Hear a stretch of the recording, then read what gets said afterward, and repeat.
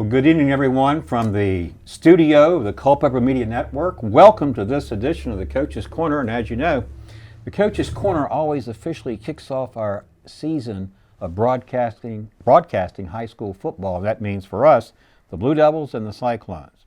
Well, we're familiar faces, Steve Peacock and I. Steve, welcome back to another season.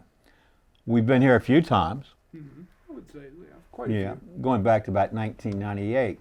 But we've been with the Culpeper Media Network now for a number of years, I guess since 2003. And the Coach's Corner is always a great way to kick off the season and bring the coaches in and hear from them what's going on with the teams. Yeah, by bringing in, we start, let's say, with Culpeper. And they come in and they tell us, how they were going from last year to this year. What lessons did they learn from last year and they could apply to this season?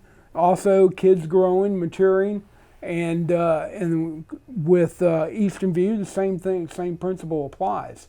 And that's what I like to hear when the coaches come and talk to you.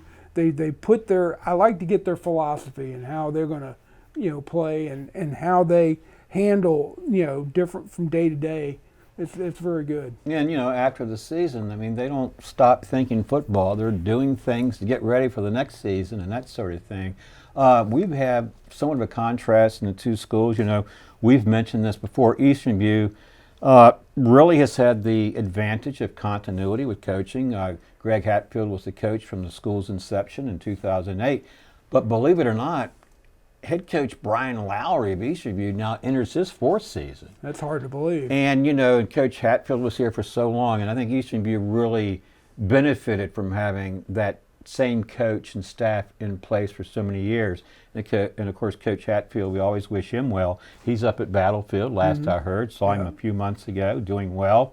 One of the things he said he misses about being here is the sort of thing we have here, with the rivalry between two schools and the people that come out and support it. And you in these more densely populated areas, you can sort of lose that. Right, exactly, because you get with Eastern View and Culpeper, the kids know each other. Right. They know they're friends, and this is a bigger game.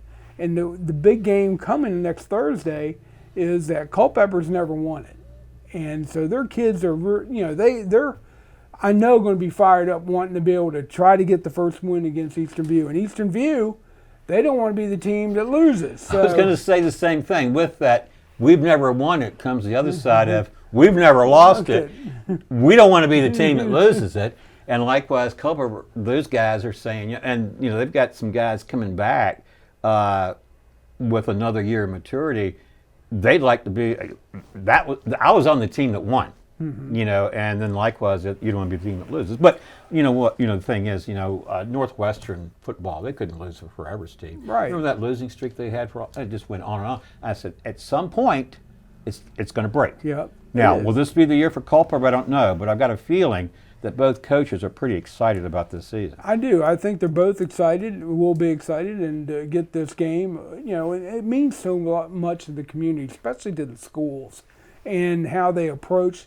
And it basically sets the barometer and how your season's going to progress, with the season after the first game.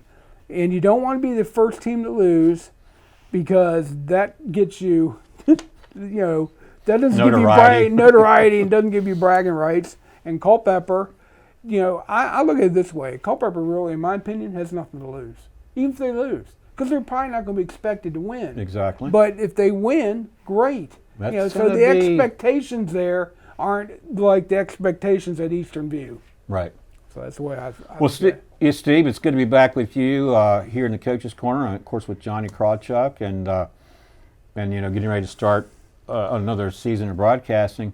So we'll have plenty of time during the season to share our thoughts. What do you say we find out what these coaches think about this season? Let's do it. All right, let's start out with Blue Devils head coach Eric Sherry. Okay.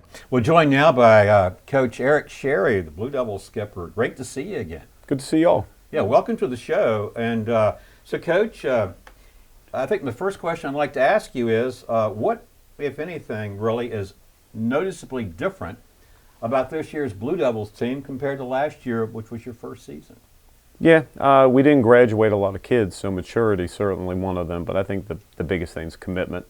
They've been committed during the off season to improve, and they've done that. So that's a great start. Very good. Commitment is one of those great intangibles.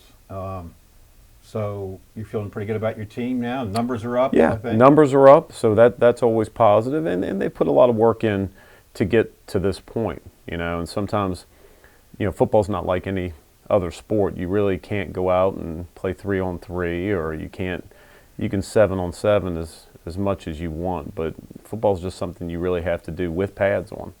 So in order to do that, the off season really is about getting your body ready to do that, and really also getting your mind trained for it, because the hot days, the grind days, the days when you don't feel so good. So they've certainly met and kind of created a new standard. I'm proud of them. Right now we're feeling pretty good.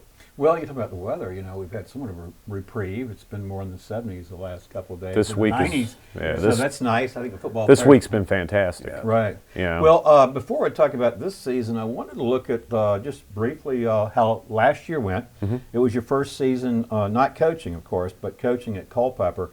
And you guys finished 2-8 regular season, did not qualify for the postseason. But one of the good takeaways I thought last season, Coach, was when you guys back late in the season had that big win over Chancellor. Mm-hmm.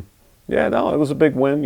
Especially, you get so wrapped up into it that football, if you're not winning, it can be really, really tough mentally. And they hear from their classmates or their families or whatever. So just keeping them focused and on task, it's a big deal. And I think they were able to do that last year. But last year, I think too, we were really, really youthful, and a lot of the players that are playing now this year, they got an opportunity to learn and be coached and get those experiences. But Chancellor was a big game. I think JM was certainly a big game, although we didn't play very good defense in that game at all. But I think there were some games. We had a first half against King George, which is certainly a quality opponent. Could 7-point game at half, and you can take some of those battles when you're a little bit youthful. You take it from what it's worth, but ultimately, we didn't do it. So I think it definitely set these kids forward into a point of they knew they had to work harder. They knew their bodies were going to change over a year. I mean, it's kind of like watering your grass; it grows. So we knew that they were going to get mature another year. But if they could compound that with a great work ethic, whether they're playing another sport or not, they could grow from that and the things that were required from that, or being in the weight room. And it was a good off season. Yeah. And you think developmentally a year is a good length of time for a high school student or player to develop, and a lot can happen in a year. I know Steve wants to jump in here and ask you some questions as well. And so one of the things I'm going to say for later in our interview here is this year's schedule and the differences between it and last year, Steve. Well, Coach, you talked about how you were a very young team last year. Now you've talked about maturity this year. What have you seen in practice that's in your mind changed it for the better? Well, I think, you come into a new position, I told them when I was first hired, they didn't pick me, I picked them. And one of those things that goes with that is being able to learn and build relationships and understand certainly what I was about, and me learning about what they were about.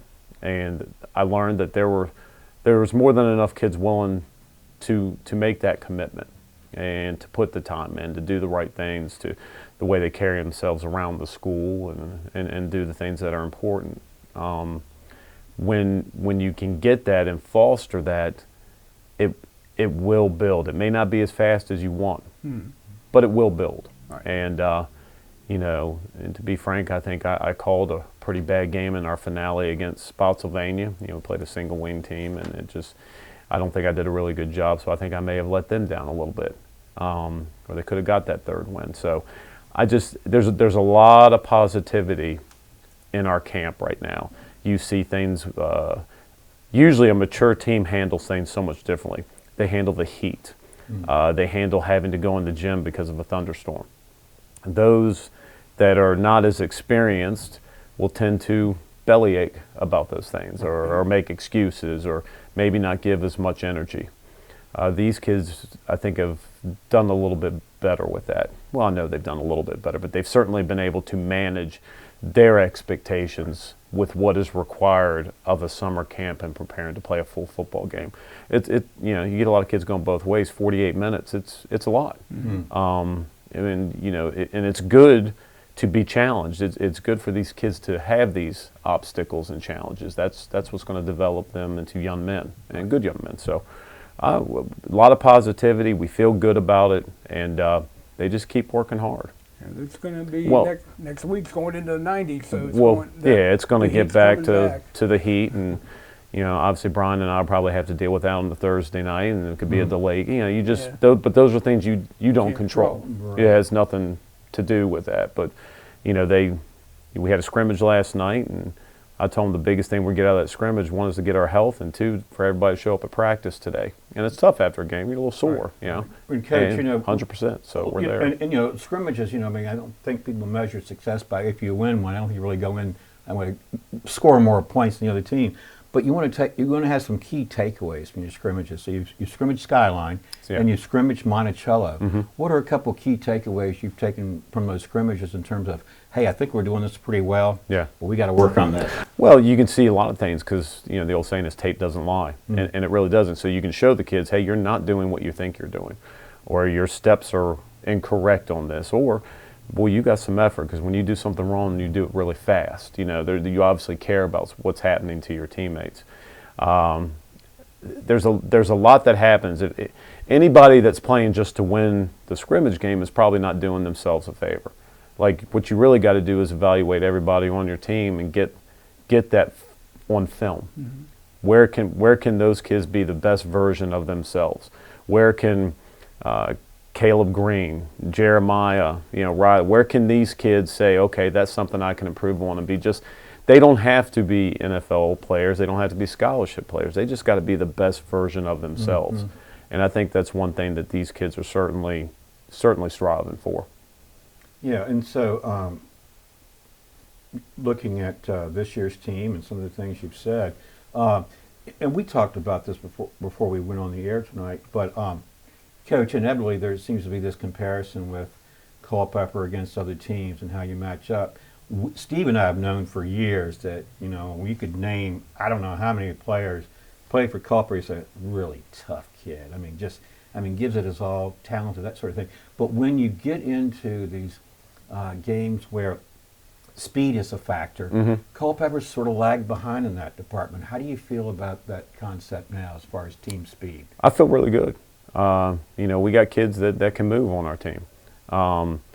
And they were also part of playing multiple sports, and so that their muscles are trained in so many different ways. I feel like holistically their bodies are so much more refined, and they're ready to compete at this level. I think we have plenty of speed. I think what we really have to do is be the best version of ourselves, focus on what our jobs are, and be able to execute. And whether you're number 1 on the roster or number 35, everyone has a job to do. And if you can do it to the best of your ability, then we're all going to grow. Well, Coach, go ahead. I was going to say, with your type of offense you're going to run this year, the triple option, and the key is, and I thought, toward the end of the season last year, I saw the offensive line starting to improve. Yeah. With the triple option offense, you don't have to be big. No. You just got to be agile, quick, and get in the way. Yeah. Well, it's like a lot of other things in the game of football. It really is about want to. Do you want to do this? Because if it's inside your heart, you're going to find a way to make it happen. You're going to work your way to make you a better person as well as and a better football player. So I think we've grown. We've changed a little bit because we're no longer under center, and we kind of evolved to that. Actually, the Chancellor game, I think, was the first game we actually did a little bit of the short pistol, and we were able to do some things out of it. We spent some time down at Davidson College this year with Scott Abel, and that was a great experience. We're able to learn, the differences and the intrinsic meaning of why they do things and how different it can be from under center as it is to run an option out of the gun. The biggest thing that doesn't go away is how How bad do you want it as a player? How bad do you want it as a coach? Are you coachable? Am I going to be able to learn new things? You know, I'm kind of an old war horse. I don't mind 3 yards in a cloud of dust. That's never bothered me. But we could probably have more success if we do throw the ball. Well, then my question always goes to my coaches is tell me how we're going to protect them and keep them upright. Right. Because you got to keep them upright. So there's things you have to go through in all these processes. You know, what people do in schematically, you know, I'm a 3-4 defensive guy. You know, we run an Okie and reduction front. It's a very old defense that, you know, both Schembeckler and even Woody Hayes ran. But it works. It can work on a high school level. Right. It can be pretty simple, but seem like it's far more than that. It really is what you believe in, right? I'm sure Brian will tell you the same thing when you talk with Brian. The bottom line is getting the ball in your playmaker's hands with a bunch of his teammates that want to block for him. The convoy is nice. That's right. You know, football has not changed much. Right. I'll be honest, football hasn't changed much. Kids haven't changed much. Parents have changed. Oh. Certain expectations and certain things I think that go along with that. Right. But I don't think the boys that play the game have changed really that much, and that's why I think it's such a healthy game for them to play, because it is a struggle and it's good for them to struggle. Well, Coach, in the time we have left, I did want to kind of jump forward to this year's schedule. We talked about how last year went, and the big win you have over Chancellor, and of course you beat James Monroe. Could have had maybe perhaps a different game against Spotsylvania, but that's something that you learn from, obviously. Absolutely. Well, look at this year's schedule, and of course it always begins with Eastern View and the Cannonball Classic. To what extent is that a good thing to start the season off with that for your team? Would you rather see it in the middle or late in the season, or how do you feel about it being the opener?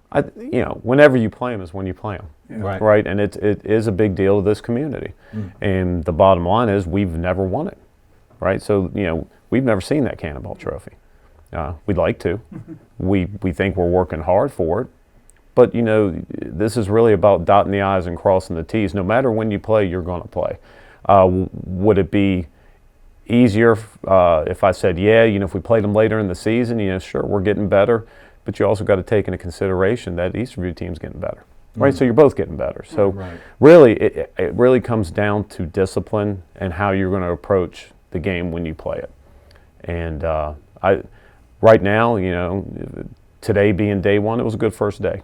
We'll see with the preparation of it. And I think in my case, it's really kind of calming the kids. They don't need pep speeches. You know, they want to beat Eastern View. Eastern View's their number one goal. You know, getting to the playoffs and winning the district is the second goal, and the third goal is just to have a lot of fun and make lifelong memories. Right. So it is a big deal. They're focused about it. The school buzzes about it. Their schools having a Chick-fil-A competition. You know, the schools are battling for that. So I think that's all healthy. Yeah. And like I said, you know, Brian and I talk year round. This is the 1 week that you can't pull. We can't root. You know, and listen, he does a great job there. You know, and they've certainly had our number. We hope to close that gap and maybe get over that hill. Right. Well, looking at the schedule, so the Cannonball Classic next Thursday opens the season with the rivalry against Eastern View. Then you have your bye week, comes early in the year. It does. I looked at your schedule after that and I thought, you know, if your team is competitive, I see good things happening. Here's why. You get Fauquier, then you get Meridian, which used to be George Mason. That's right. Cortland's always tough. Caroline, King George is always tough. You beat Chancellor last year. Then you get the new school, Rocktown. Yep. And for our viewing audience, the new school that we're mentioning is located in Harrisonburg. This is their first season. They are the Rocktown Raptors, and you're going to be playing them at home. And then you play James Monroe, who you beat last year, and then you get Spotsylvania in the regular season finale. And you're going in with some huge, learning lessons from last year. Oh, yeah. So I look at that schedule, Coach, and I'm pretty optimistic. Yeah, we are too. I mean, you know, really, we haven't looked much further than the next practice day. Sure. I know that sounds very cliche-ish, but I promise you, it really is true. Am I getting better? Are we getting? Obviously, the first game's a big one. You know, that's where all the community and the cousins start arguing and all this stuff, right? So there's nothing wrong with that. That's completely healthy, and you know, to be honest with you, we'll finish that and we'll finish that game and we press forward. Yeah. Coach, one of the things we run into either as broadcasters or just fans or people who live here and follow is that, of course, it's wise for coaches to say, look, we're focused on what's here, what's in front of us right now. We're not looking ahead. It's wise not to. I think there's a tendency for us to look ahead and say, how's the schedule look? What do you think they're going to do this year? And people ask you those kind of questions. And so, again, bottom line, I think from what you've said and looking at your schedule, I'm very optimistic about it. And I suspect that right now the buzz is about Eastern View. Yeah, well, it is. And the school's buzzing, and these kids and their families are buzzing. And again, it's completely healthy. That's probably as pure Americana as you can get, on a Friday night, or in this case, a Thursday night on Labor Day weekend. So I think you just put your best foot forward to prepare. Again, it is cliche. I know it sounds crazy. The focus has been on Eastern View. The scrimmages you're working on getting better, and the focus is on seeing how do we close that gap, how do we get better, and as each person get better. The Rocktown is great, obviously, because Curtis Cherubin's the head coach there, and he was my assistant at when we were at Charlottesville. So I couldn't be prouder of him. Got several assistants now, just doing their thing and progressing through this process. So those always feel good too. But that team. You look at last year, we beat Chancellor, and when we had some success, completely different team. And if you don't show up with the right mindset whenever you play them, it especially with high school kids and in the academia world, they'll tell you too. If you're not prepared, you've kind of failed, for the failure of it, the preparation to fail. So it really is trying to keep it the one day at a time. And one of the things you mentioned, and this reminds me of my next question, is that you talked about other coaches doing well, and you want to see that. Speaking of that, how about your staff, Coach? You're coming back for the second year. Are you bringing back your same assistants? Yeah, almost our whole staff. It returns. One gentleman left. His son, I believe, is hitting an age. He's a baseball player, and he just wants to spend more time with his son. And to be honest with you, I think that's even more honorable. Sure. So he wants to spend time and work with as he grows through his baseball career and stuff. So we picked up a couple new guys who are both alumnus of the school, so I think that helps. They do love being Blue Devils, and it's a big deal. And at one point, you look in the years.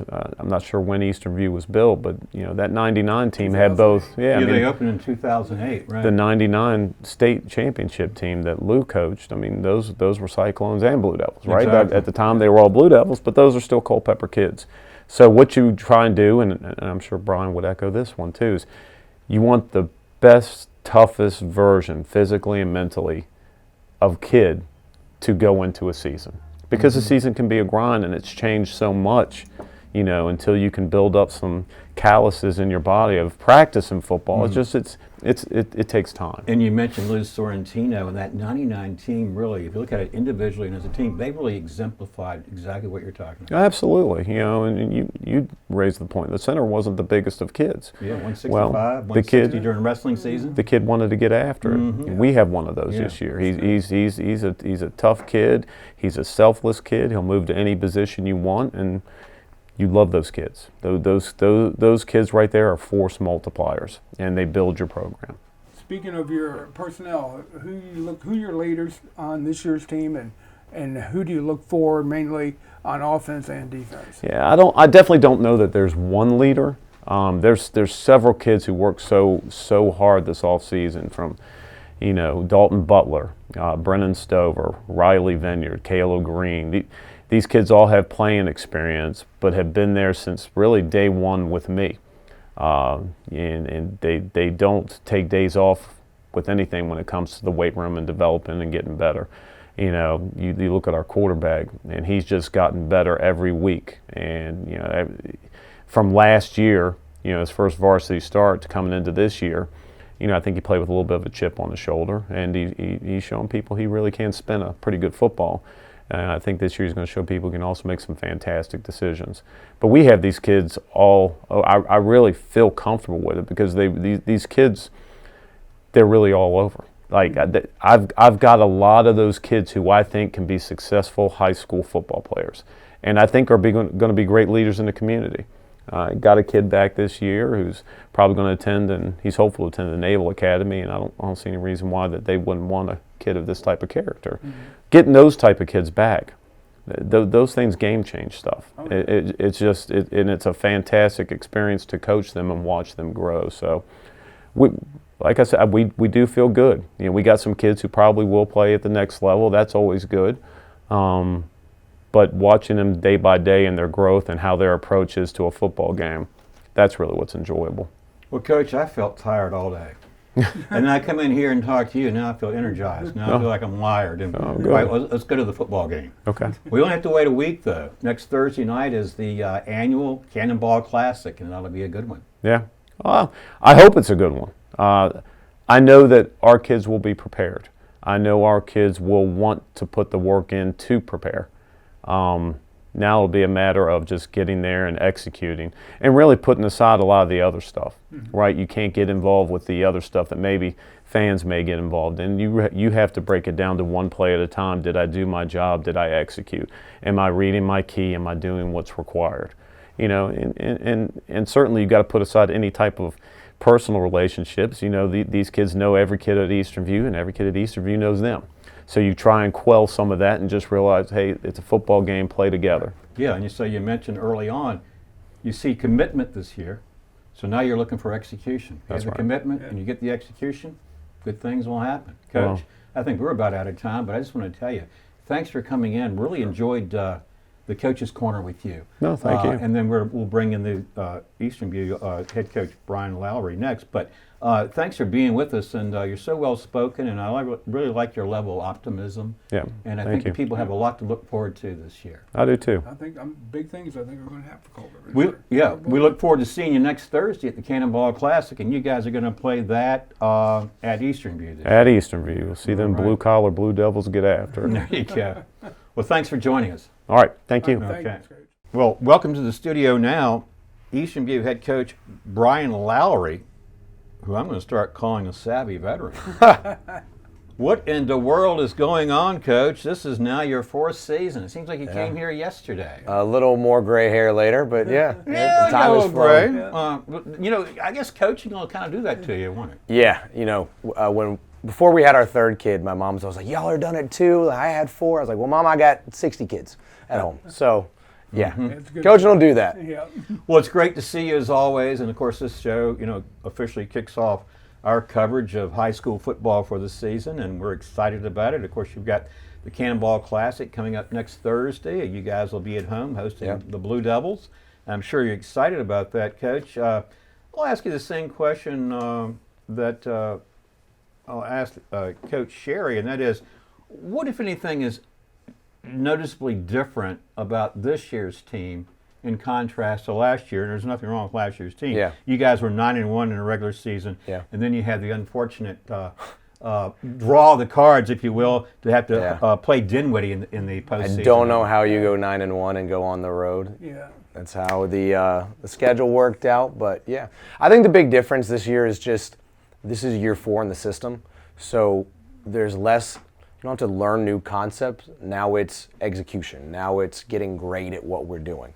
And that's kind of where we are right now. Like, we know where we're supposed to be. We know how we're supposed to line up. Now it's the details of playing with aggression, making sure we're assignment sound, communicating, and really just making sure that what we do it to our best.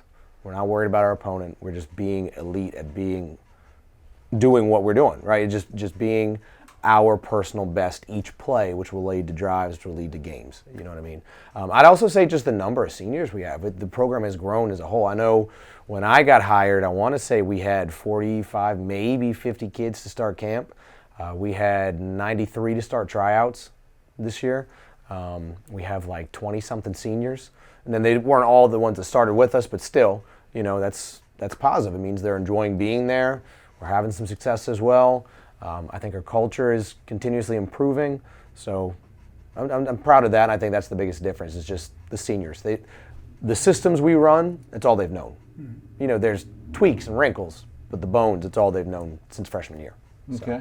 And one of the things I wanted to ask you, this is your 4th season. Yeah.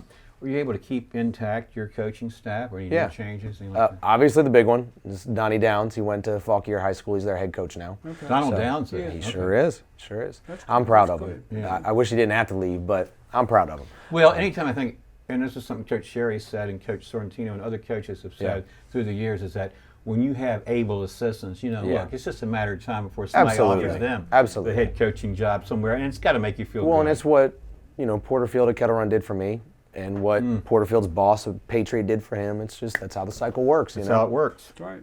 But you said, and each year we talk about graduation losses and that sort of thing. But Yeah. one thing you've said early on that's key is the number of seniors you Yeah, have.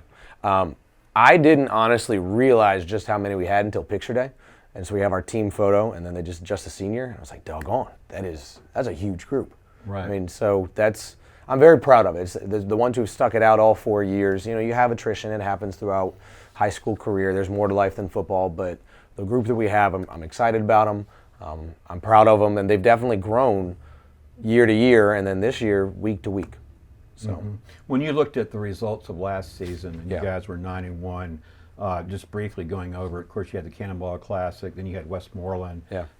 You had the really close game with Brook Point, Yeah. 34-33. To be clear, it should not have been that close. It was not pass interference. I don't know what they were looking at. Yeah. But yes. And that's the sort of thing about scores, is sometimes they're not really indicative of how a game actually played out. I mean, don't get me wrong. It was a hard-fought contest. Brook Point is a good program. Right, and then you beat Caroline, and you beat North Stafford, then you easily beat James Monroe. Big win over Spotsylvania. Ran into King George, and King Yeah. George again showed that they were for real. Oh, absolutely, absolutely. If you want to be the best, you have to beat the best, and they clearly were the best team in the district last year. I wish if we were a little healthier, I think we could have hung with them more. I mean, I think it couldn't have been more than a one-score game heading into the fourth quarter.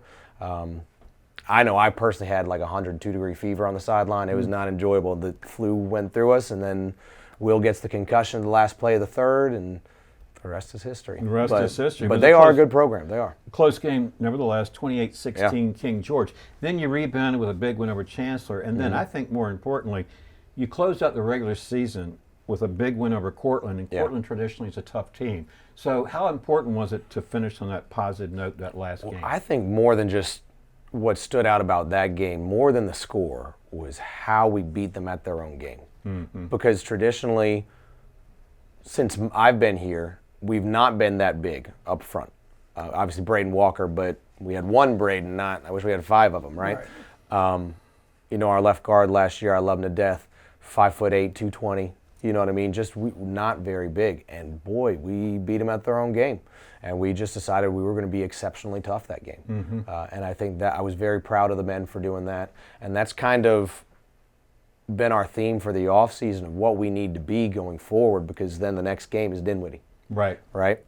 And there's just an unmatched tenacity that program has. And if we want to hang with the big boys, that's what we got to be.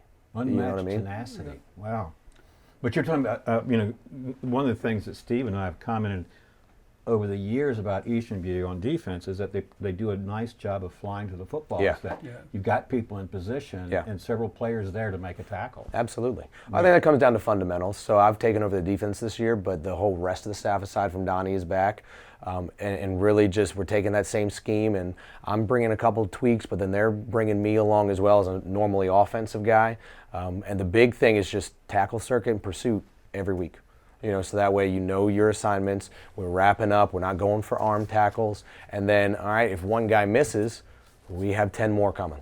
You know what I mean? And I think that's just a fundamental thing that if you want to be a good defense, you got to do that. And it's interesting, and it's not surprising that both you and Coach Sherry talk about the importance of fundamentals, and that the game hasn't changed in some way. It still comes down to blocking and tackling. Right. And you can dress it up a bunch of different ways, and we all love those downfield shots. But at the end of the day, those come and go, and it comes down to blocking and tackling. Right. And that's Well, it. that's one of the things Steve talks about oftentimes in the broadcast, is that if a team is having a lot of success running the ball and they're breaking tackles, Steve is like, why are they not wrapping up? Yeah. You go back to the fundamentals. You maybe trying to make the big hit. Well, and some But of if you it's don't make also mentality, right? And, in our scrimmage last night, one of our starting corners, Cam Roy, is not a big man. He's probably 5'8", 5'9", 130 pounds, and he was laying the wood. And I was praising him in film today. You know, like we got a lot else to clean up, but man, at that size, I never would have thought Cam Roy is going to be a big hitter. And I said that just goes to show it's a mentality thing. Right. And if you want to, you can do it regardless of your size. Well, Coach, you know, one thing is looking at this year's schedule, I'm glad that Westmoreland is not there anymore, but we picked up Huguenot. Yeah. Well, and to be clear about, because I know there's talk about, you know, Eastern View doesn't schedule big teams. That's not true. Yeah. We had Liberty scheduled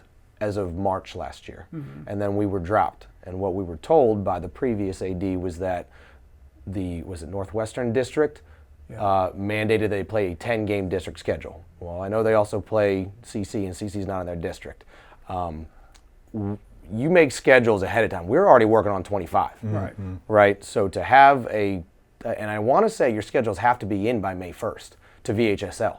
So we have a 2-month window when most people are full, that we have to find somebody. We didn't want a 9-game season, and that's all we had. Right. So it was not for a lack of trying. We scheduled 2 Class 6 teams and a Class 4 team.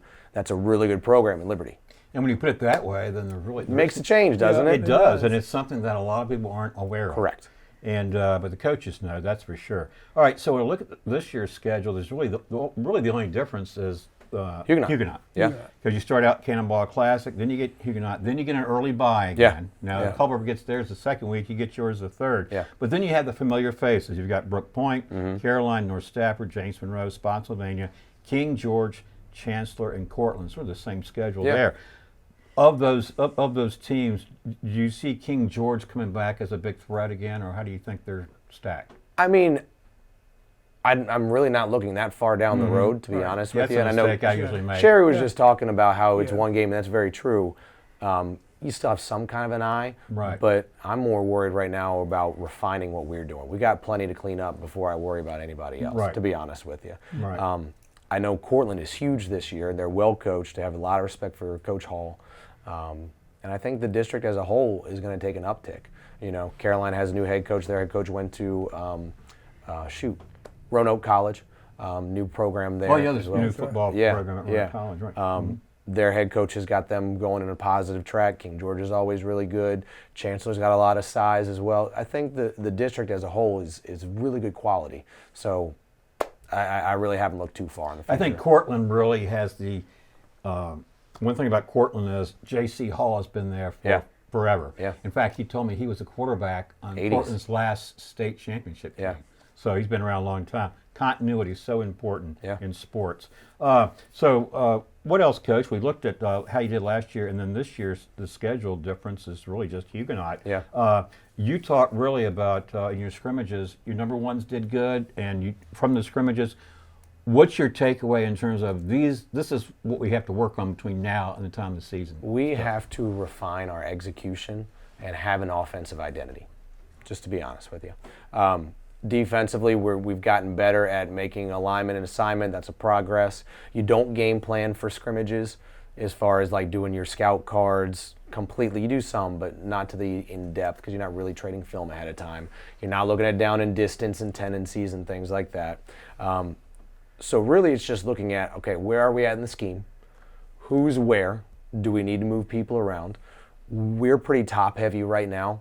A lot of our guys are going both ways. We need as many 1.5-way players as possible. So really this, and I kind of heard Coach Sherry saying the similar things, the big thing was, okay, who can we elevate so we can have 1.5-way players? They're going to play both sides, but not necessarily both ways the whole game. You know what I mean? Because it's a long game, a lot of hits. You know, the kids are going to get tired at some point in time. So really it's just refinement, finding our offensive identity, and just being great at what we're doing. I know last night was some positive reinforcement for our team that some of the things we're teaching at practice, we're not doing mindless drills. These things apply in certain situations. Mm-hmm. So as we take that film, we just had like a 2-hour film session today, right after a game. Hey, these are the things that we have to work on, and we're telling you these things, and we're working on these things. Here's where they apply. You're either doing them or you're not. You know what I mean? So it's really just refinement. When you talk about your skill players, now AP Hall returns as your quarterback. So when you say finding our offensive identity, what would that mean to the average fan hearing that? Well, everybody falls in love with the home run ball. Mm-hmm. That comes and goes. And I relate that to almost, I mean, I'm not good at basketball, don't get me wrong, but I'm a sport fan. And with that in mind, sometimes shooters need to see the ball go in before they just turn into Steph Curry, right? And they're draining everything with a hot hand.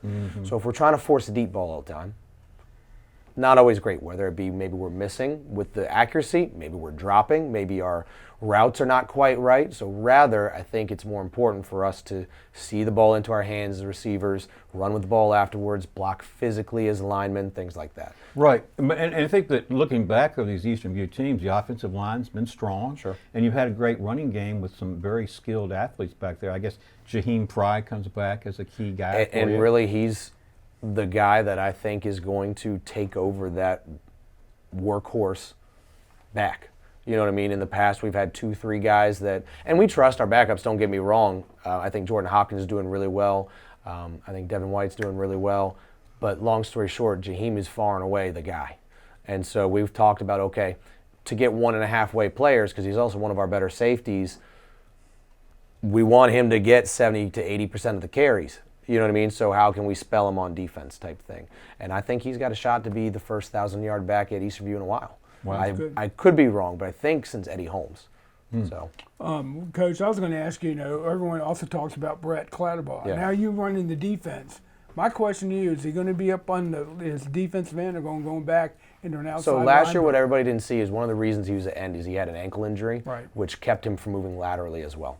So instead, as a lineman, when you can just essentially have a short burst instead of having to move around and then plant and go and things like that, that's one of the reasons he moved to line, because he just could not do it as effectively as he had before. And then against Dinwiddie, frankly, he's just one of our strongest players, and their line they're not big, but man, they are intense. Their down blocks were impressive.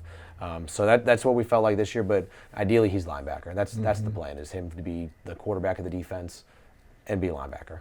And the one thing about AP Hall, too, is people forget, he can wing the football, but he also can run. Heck yeah, he can. But that's a dual threat, and he's a big kid coming across. He's that not line. small. I'm going to be honest.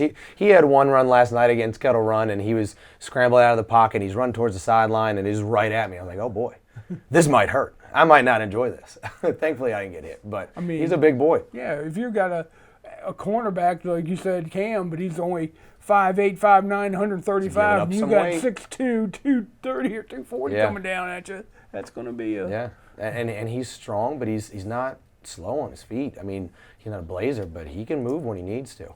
Coach, you said you want to establish some offensive identity this year. What about your defense? Where do you see the team, the strength, and perhaps something you want to shore up at this point? Shore up, I think we need to work on our secondary. We're finding guys, like right now Cam has separated himself as a corner right now. We know who our safeties are. Really, it's finding that second corner as well, finding some depth, because Cam also is our first receiver in if Will or Brett needs a blow on offense. And obviously Brett is not coming out at linebacker, so he's going to come out at receiver if he has to. So really right now I think what we need to find is some more in the secondary, refine that. But our identity is going to be up front. We get after it. And the whole thing, as an offensive guy predominantly, the hardest game for us to run the ball in was actually Brook Point, and we talked about how good of a battle that was. Their D-line was just, they attacked the offensive line. They did not shoot up field. They attacked the offensive line. And that's what we got to do, because then if you are not allowing them to make blocks, now our linebackers are free to run. One of the things we noticed, Steve, I think you'll agree, is that there were so many times that you never really needed a punter. Your offense was your defense was good. Your offense was moving the ball down the field, and either you scored or you turned it over. You're close enough where you might as well go for it. So tell me about your kicking game. Well, right now it looks to be that Beckett Capolini, Braden Capolini was his older brother, is his older brother. He's off of college now. Beckett looks to be separating himself as their starter at kicker, but AP is our punter again. Right. So which opens up to some possibilities. You put your punter back there, your quarterback back there. You can throw it, run it. Yeah. There might be some opportunities there. There'll be no rest for the opposition, will there? No, and that's the goal is formation people to death and make them spend a lot of time making scout cards over the weekend. Yeah, it's going to be nice when people say, "Oh gosh, I got to play Eastern View." That's not going to be fun. But well, I'm going back. In the region, I thought this year, and I was mistaken. that it was going to go back, do away with the point system, go back and reward district champions, and then the runner-ups. I don't know that that's ever coming back, unfortunately. Yeah. I hope it does, I would, because that you know, puts some I- more emphasis on your district, right? I Right. know in basketball they talked about the district tournament used to mean something, Yeah. right? And now it's bragging rights, but at the end of the day, your season is going to continue type Right. deal. So I don't know if it'll ever come back, but it would be nice. Yeah, I would think. And the reality of it is, it's a flawed system that's always been flawed. Right. I mean, it's just And like college that's just the way football it with the is. BCS or Yeah. the people who are making the polls And, now. and you illustrate it nicely early on when you say, look, we were 9-1 during the regular season, and, Yeah. and we got a draw with Dinwiddie. Now, Not just draw with Dinwiddie. Go to the at game. to Dinwiddie, yeah, and that's a long I could have gone haul. without that bus ride. Yeah. And you know, the other thing too, in mentioning that is that Steve and I, over the years, in these playoff games, we'll see teams 6-4, 5-5, Yeah. 4-6. Well, and that in the speaks to the playoff. strength of Yeah. our region, though. Right, exactly. And I want to say that there's respect enough amongst the head coaches in the region that we all believe that 4B, top to bottom, is the best region in the state, no matter classification. Right. Not saying there aren't better teams out there. Of course there are. You had right? Phoebus and 4A. But Phoebus, you have Maury, you have Stonebridge, you have a bunch of schools like that. But top to bottom within our region is a juggernaut. It just Right. is, and it is. Like, every week is a buzzsaw. Right. Well, I'm glad the lesson was learned, because Westmoreland, it's really hurt you at the end why you went to. But again, Dinwiddie. it wasn't I wouldn't intentional. I know, Like, but again, it just shows there's much more to something than meets the casual. I would eye, agree. isn't it? yep.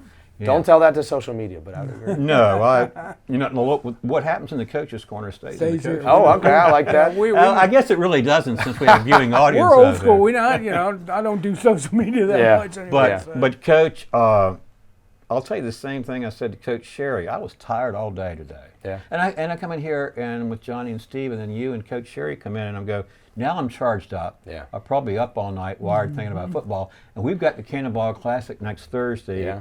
How exciting is that? We're finally to when there's something on the line, right? Things count. And don't get me wrong, you preach that message that every game, every scrimmage counts, but let's be honest, something clicks with the kids a little bit more where the wins and loss matter now. You know what I mean? And also it changes your mentality in practice, where by this time of the year, kids are tired of beating on each other, where they're constantly hitting each other and your own teammates, and tempers flare a little bit. And now, at least there's with an end in mind, because there's somebody coming on Thursday night. Right. It's time to beat on someone else. Right? Exactly. And, plus, I know the team doesn't want to be the first one to lose the Yeah. Cannonball Classic. Yeah. And I know Culpeper on the other side, they Wanna be the never had. first. They want to be the first. And we talked about that today. Culpeper has improved tremendously this offseason. We talked about that. Like, hey guys, we're not going out. We're not bragging about what we're going to do or anything like that. Culpeper's coming in confident, and they should be, because you should always go into a game confident, no matter who you are, right? And our goal has to be all week, be the best version of ourselves every practice period, every play, every drive, and the points, the game will take care of itself that way. But there's got to be some humility followed by tenacity. Right. Right. And well said, because every coach would probably agree that, yeah, you want to play with confidence, but you never underestimate Correct. any opponent, Correct. no matter who it is. Correct. On any given night, what That's happens, right. Steve? They can win. Yeah. And they can lose. Coach, as always, great to see you. Thank see you. you. Thank And you. it's been a real joy having the coaches here with us tonight, and it's always a great way to kick off the season. Well, we will see you a week sir. from today Yes, sir. at the Cannonball Classic. You're going to play it at Cyclone Stadium, where they generate a whole lot of wind over there. Yeah, you can feel it, right? You feel Well, it? it's a Thursday And night some game. people fear it, I think. So, And it's a Thursday night game, so that could be Yeah. a long weekend, maybe. Yeah, yeah. That's. Till the winter goes spoils. I'd prefer Friday nights. I get it because of Labor Day. I don't really love Thursday nights. Last two times we've been to the playoffs, they moved the games to Thursdays. A little harder to prepare for the kids, but hey, we're excited for it. Obviously, we've had our eye on it, and like Coach Sherry said, we're going to come in ready. there you go. All right. All right, Looking great to forward to see you. seeing you. Thanks for Thank you. joining us. We'll see you next Thursday at the Cannonball Classic. Yes, sir. All right. Well, Steve, we've had an opportunity tonight to listen to both coaches, and what a pleasure and joy that was. And, you know, not just that, but both coaches are so informative and well-spoken. Some of my takeaways, let's see if you agree, when we were talking to Coach Sherry, he talked about his team being more mature this year, mature. Then he talked about the commitment level and how important that is. And he mentioned some of the players, but one of the things that they may have this year that we're not really accustomed to seeing with the Blue Devils is team speed. So they've made their team quicker. Yeah, I mean, and I think that's going to bode well for Culpeper. They lacked speed last year, and they also were very young last year. So they're one more year in the maturity level. It's got more speed. They've got skill players. The thing is that I see they don't have enough skill or enough number one players to match up with Eastern View. I mean, it's going to take, in my opinion, a Herculean effort by the Blue Devils in order to beat Eastern View. And here's something, Steve, I know you can identify with personally. Now, when you played, you were a lineman, and you talked tonight, and Coach Sherry talked tonight about, look, you're going to run the triple option. How important is it for the lineman to at least get in people's way? It's very important because basically if you're running triple option, your linemen aren't going to be overly big. You know, they're not going to be the 6'3", 280, 310-pound guys. They're going to pound on you. They're going to be quicker.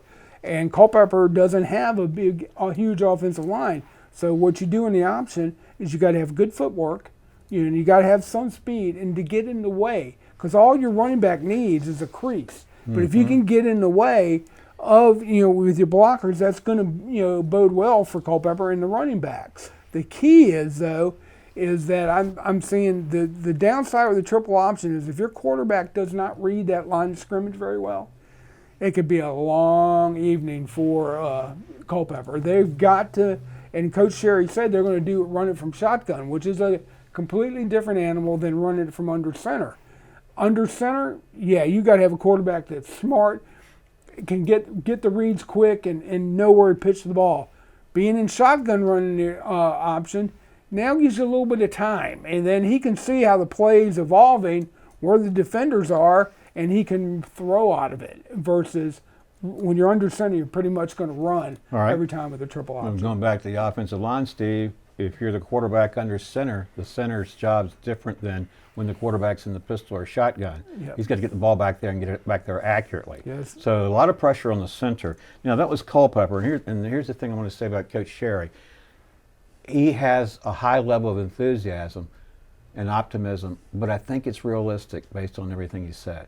It's not just like, I'm trying to build up the team and we want you to come to the game. I think there's something really there. I agree. I would not disagree one bit with what you just said. I think what's happening is Culpeper, they've gotten used to Coach Sherry. They've gotten, 77 players he set out. I mean, how many times in the last few years you and I have commented, looked over there, Culpeper only has like 28, 30 guys. And it was sort of a shrinking And it's effect. shrinking. And, so let's move over to the time we have to Eastern View. What were some of your takeaways with the interview with Coach Lowry? That they're going to be a strong team. I mean, he said it, all his number ones are strong. You can't really hide it, can you? You can't. And, 9-1, and you didn't really lose a lot to graduation. You got AP Hall back, quarterback. You got everything Virginia Tech bound Brett Clatterbaugh, and you've got a good offensive line that they're going to have, and they got Jaheim Fry running back. I mean, I'm telling you, they're going to be loaded. Culpeper, again, like I said, it's going to have to be a Herculean effort. Can they do it? Absolutely. But in order for Culpeper to win that game, no mistakes, keep the penalties, no penalties, and take care of the football. And of course, Coach Lowry would say the same thing: take care of the football. That's the number one job the quarterback's got to do.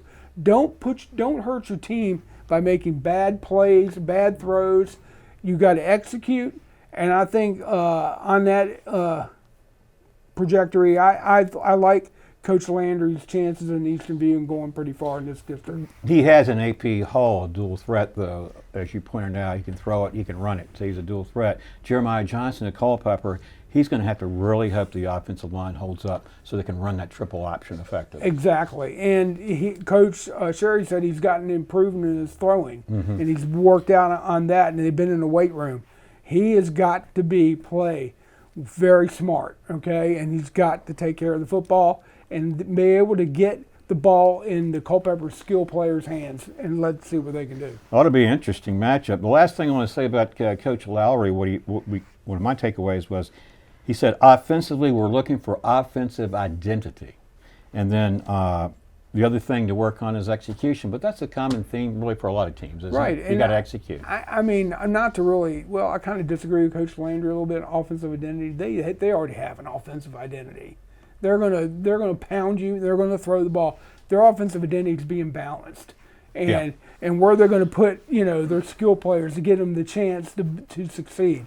So basically, I think he's got. They know their identity. It's going to be AP Hall, strong arm, can run the football, and you got other skill players. And Jaheen Fry, they're going to want to pound it. Well, it's fair to say they've had some good offensive identity over the years because, like last year, for example, do they have a punter? They never have to punt. Yeah. That's a compliment to the team. They're always moving the ball down the field. Exactly. And they're either scoring or they're putting you in a position, the other team, where you're deep in the hole. Yep. So anyway, I'm really excited about it, Steve. I'm looking forward to it. Both teams.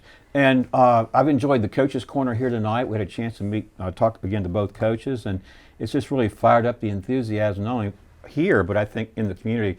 Everyone's looking forward to the Cannonball Classic. And I know if we try hard with Steve, we can even get you excited about the game. No, of course, I'm kidding. Right. But great to see you. And I hope the viewing audience enjoyed tonight's Coaches Corner. We enjoyed bringing it to you. And we look forward to seeing you at the Cannonball Classic next Thursday, Cyclone Stadium, Eastern View High School. So long, everyone.